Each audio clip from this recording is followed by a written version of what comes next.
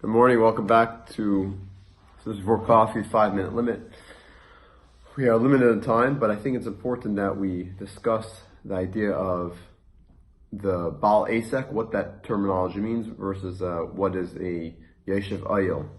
Bal Esek is not a businessman, is not the right terminology. It's really someone who goes to work for a living. That's a Bal Esek. He's involved in different types of work, whether it's he's a doctor, a lawyer, he's a janitor, he owns a business, whatever it might be. The Yoshev Ohel, someone who sits and learns all day. We're talking about like a yeshiva bacher. Now, into the mimer. So the Rebbe says a chiddush. In the Alter Rebbe's mimer, he's basically telling a person who's a Bal Esek, someone who's in business and, right, worldly matters, you too have to daven. Don't think that you don't have to daven because you're busy. You have to, according to Shulchan Aruch, according to Jewish law, code of Jewish law, you could just go and, daven quickly in 5 minutes and then learn something for a half a minute and you're on your way, because according to Jewish law, that's all that's required. So the Alter Rebbe comes to say, no, a chassid is not as like. A chassid has to sit and learn, and he has to daven properly. Even someone who's in business and worldly affairs. The Rebbe is mechadish something over here. The Rebbe says like this. You might think that this is only a person who's a Yoshev Ohel, a person who's sits and clap the bank, he's learning in yeshiva. Says no, that the Bal Esek Taka, he's in worldly affairs. He needs to do it. Me, I'm learning all day. I don't need to sit and daven either. So the Alter Rebbe already comes to warn and say no. The Alter Rebbe in Torah already says the Yoshev Ohel for sure has to be learning.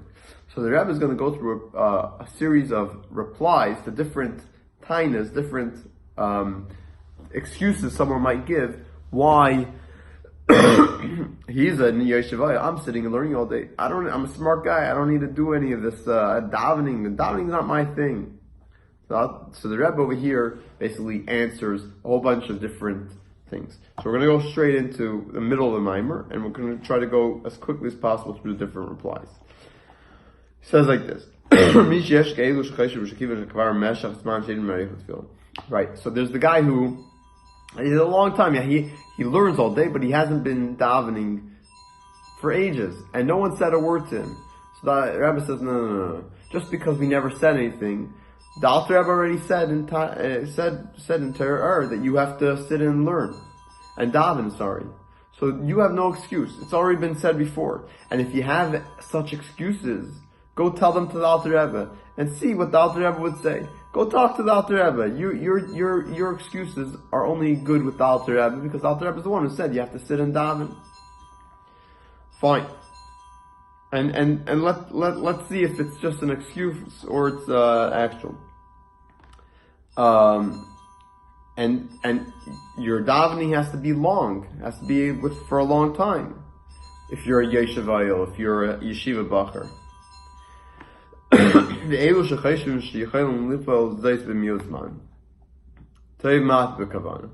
those yeshiva bacher says, oh no, I could do it in a quicker amount of time. I'm able to compress it, but it's better than the kavanah. The kavanah is more important. This is not true. When we do it in a short amount of time, we also lose out in the kavanah.